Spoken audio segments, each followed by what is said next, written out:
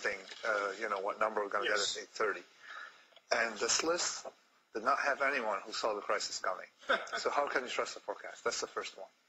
The second one, when you look at a number that almost doubled in a year, unemployment has doubled. Plus it is like 90%, but they compute it. It's just the error in computation, would make it almost double. In a year, you cannot take any monthly number, right? Seriously. The number is very volatile. Right. So what you're observing is volatility more than anything else. Sure. Okay. The difference between 200,000 and 600,000 is close to zero. But we're also looking at trend, yes? Even then, the trend, you don't be fooled by complex systems. You can have a positive number even, okay, without it mean anything. The system is very fragile. We're talking about something that's deleveraging. The system is very fragile. You may have what they call green shoots, whatever they want to call them. You may have a temporary relief, but you're still in a world that is breaking, okay, and that world should break, okay. We're going to break.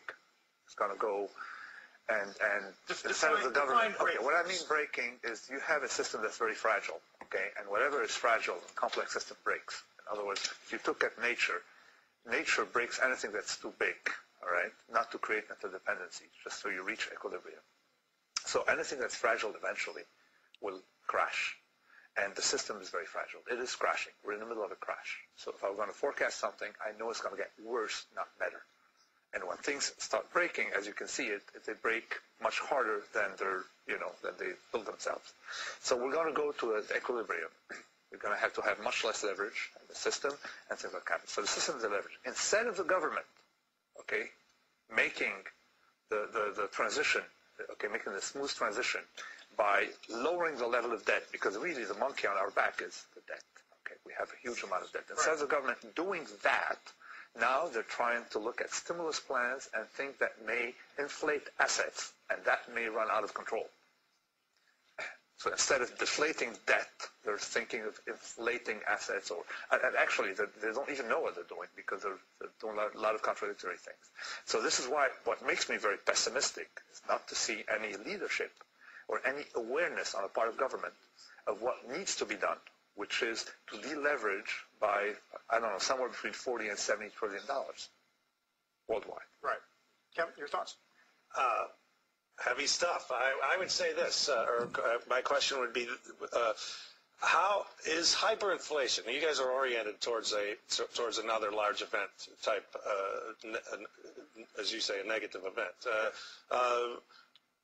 Is hyperinflation a successful outcome of what they're trying to do, or is it an inevitable consequence of what they do? No, our statement is the error. My specialty is human error, not monetary policy. When we look at monetary policy papers and looked at the studies in monetary policy, we just realized that these people don't know what's going on because they don't have control over their error rate. Okay, so so you can inject money and it may do nothing for a long time. And hyperinflation is a mechanism that's very vicious because all you need is for people to think there's going to be inflation and start hoarding. So it's a perceptual mechanism. Mm-hmm. Okay? And the tips won't save you from that. If you have tips pay you nominal inflation, whereas expectations can go wild. Okay, right. So this is the with commodities and things that are not part of that computation of the tips. So this is why we're worried. My statement is not that we're going to have hyperinflation. My statement is that monetary policy is something that's out of control. Okay, we don't know. We have absolutely, because it's very nonlinear. We have no idea how to do it. Okay, and those who are basing themselves on past history don't know anything about history because we're in an environment that does not resemble the past at all.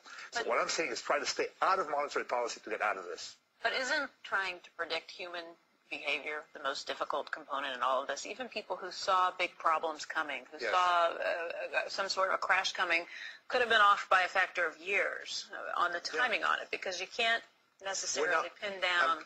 I'm not predicting a crisis or something. I'm saying the system is fragile, okay, and something that's fragile is eventually going to break, and it's very unsound, okay.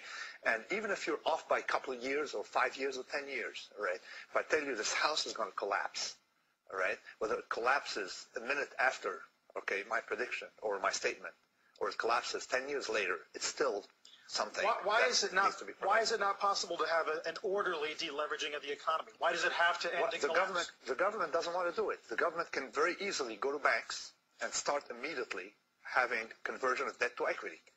If you convert debt to equity, this is the only. To me, it's the only solution. You've made if this I don't point see before. That, yeah. If you don't convert forcibly debt into equity, have banks call on house. People are getting hate mail from the banks every month, right? You owe us 7,000 more, everything. Instead of and the person getting that mail, of course, is going to have it's going to be frozen. If the banks went to pay a visit to a homeowner, all right, with a smile, and told him, listen, we're going to reduce your monthly payments to $1,000 from $7,000, but I'd like to own 70% of your house or 60% of your house, whatever you can settle. The person would start from scratch on a healthy basis.